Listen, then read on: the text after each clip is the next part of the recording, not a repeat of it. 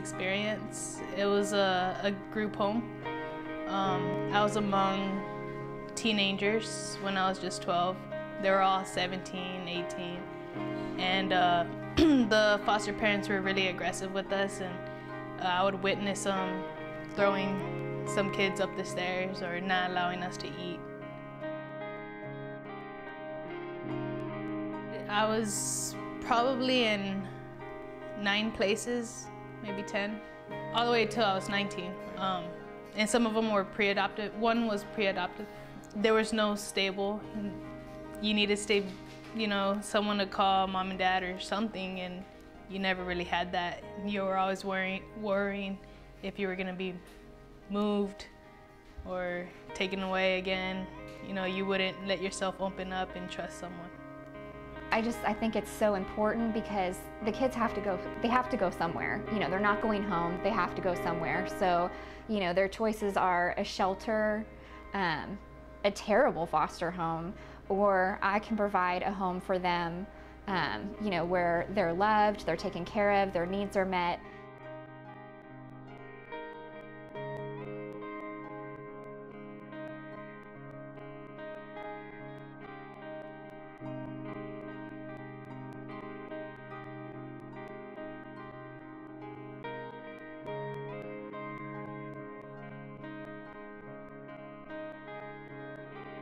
I guess my husband and I feel very called to this because we want to stop that generational sin, and we want to give children an opportunity to have a brand new life.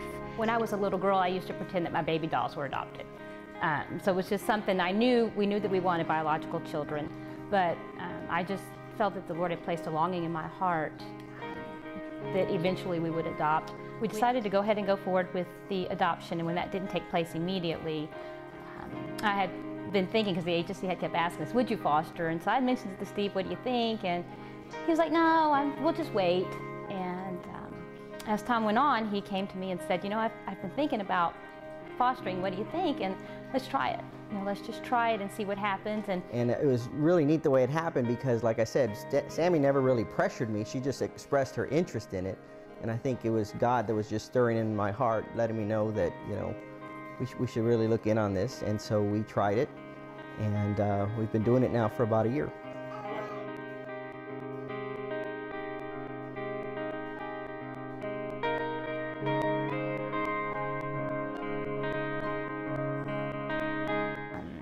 One of the most common comments that I get when I tell someone that we're a foster family is, how do you do that? Oh, I could never do that. I could never love those babies and then let them go. And when we let our first one go, I still get emotional about it. I couldn't imagine life without him. I just couldn't. He had become such part of our family. And the day after he left, I woke up so full of joy, and the Lord had really taken what we had done, and the Lord, I felt like the Lord just had, when I woke up, had just told me, it's not about what you lost, it's it's about what you gave him, not about what you lost. And God just kept putting newspaper articles or TV articles about these kids being abused or neglected or even killed, and I was like, somebody's got to do something about this. And the Holy Spirit was like, yep, you do. And I was like, no, wait, maybe you don't see, I have a 3-year-old and a 1-year-old.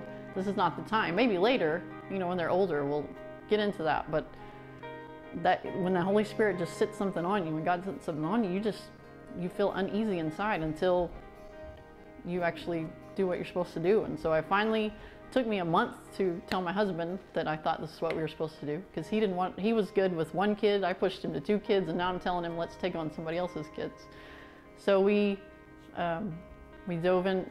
He prayed about it, and God spoke to him too, and so we started the classes in February of '07, and in May of '07 we welcomed this little 7-month-old brown-haired, brown-eyed little girl named Ava Joy.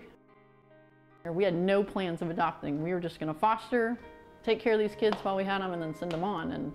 But that wasn't God's plan. He already knew that AJ was supposed to be in our family forever. The biggest joy is getting to see these, like with AJ, is just getting to see her come from this terrified, insecure, scared little girl who would wrap her arms around my neck, would not let me go when I would have to pass her off to anybody else, terrified of anybody, to now she goes to preschool, now she goes to sleepover, she has friends, and she's happy. And the reason her middle name is Joy is because she smiles all the time. She's a happy little girl. And to see that, see the change, and she has some brothers too, and the same thing.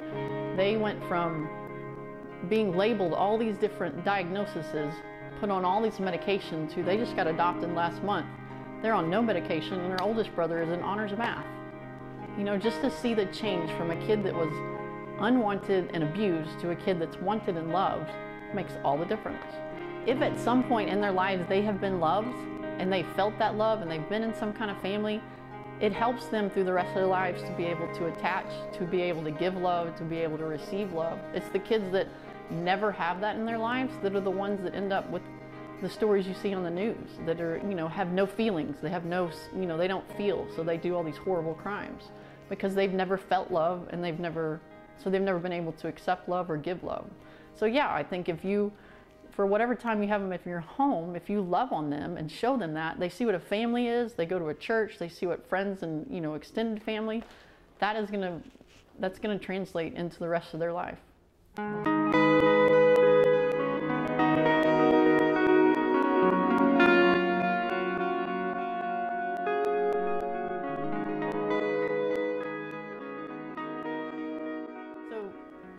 With foster care, obviously you can be a foster or adoptive parent, but you can also be a respite provider. Like I said, with the weekend, you can do childcare for a weekend, or you can be an emergency placement. So a kid gets pulled out in the middle of the night, then you can be that home that he comes to or she comes to, so they don't have to go to a shelter.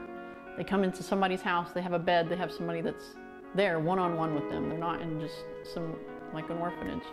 You can do emergency placements on a temporary basis. You can go all the way up to medical needs kids who, you know, you can do hospital sitters. You can go sit in a hospital with it. When kids get pulled out, if they have, you know, medical issues, they'll go to the hospital. Well, obviously they don't have anybody to sit with them. Their biological family's not allowed to, but they're not in a foster family yet. So Pathways has a program called Hospital Sitters. So around the clock, they try to get adults in there. So this little 18-month-old, or imagine your 2-year-old, 4-year-old sitting in a hospital room by himself. That would be terrifying. You know, they just got ripped out of their home, and they were probably, you know, something bad was going on. So now they're in this hospital with all these different noises and all these different people. So that you go in there and you sit with this little child, or you rock them, or you know, just be there for them. So that's one of the things you can do. Also, we do day one bags, which is like, if you can't do any of the above, well then maybe you can just fill up a bag so that when that foster family gets a placement in the middle of the night, that next day we can take them a bag that has the essentials, you know, some bottles, some diapers, 2 outfits, 2 jammies, and so they don't have to rush out in the middle of the night and try to go find all that stuff. We have that for them. So that's some of the different ways that you can invest in the kids, you know. I think you need to pray about it. If you're married, you and your husband need to be on the same page for sure, because it's challenging. I mean, it's going to challenge a lot of aspects of your life, your time, your schedule, your routine. So that first, you need to be on the same page. Secondly, you need to, you know, investigate all the different ways you can invest in orphans. I mean, as Christians, we're called to care for the fatherless, the defenseless. And there's many ways to do that. If you want to be a foster parent, obviously jump in. You can go to classes, you can go to informational meeting, which we're going to have here at the church, you know, Sunday evening and then the following Sunday. So you can get even more information, get a little more educated about what it is and all the different aspects of it. You could do respite care, which is, we need to go out of town, but we can't take her with us. You can do, you know, do childcare, or she has a visit downtown, but both parents work. Well, you can be that transporter that every Wednesday you pick her up and take her to her visit, and you can talk to these kids, and you can really, you know, invest in them. Just all they need somebody consistent. That's the biggest thing. So if you are even considering it, know that when you go into it, there's different things that you can do, different levels to take care of these kids or invest in these kids' lives. It is a lot. I mean, and depending on the age group and the child that you get, it can totally change your whole family. And AJ did that to us, but I wouldn't change that. I mean, I went from working 2 days a week to now I don't even work anymore.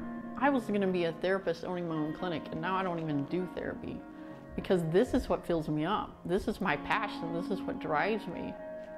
So yeah, it may totally change your world, but if you're called to that, it's supposed to. Doubt.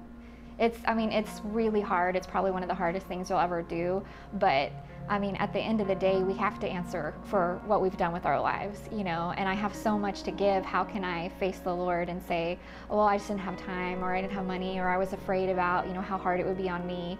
You know, you think about what these children go through and how hard it is on them, and there's just, at the end of the day, there's no excuse I can come up with to not do what the Lord has called us to do.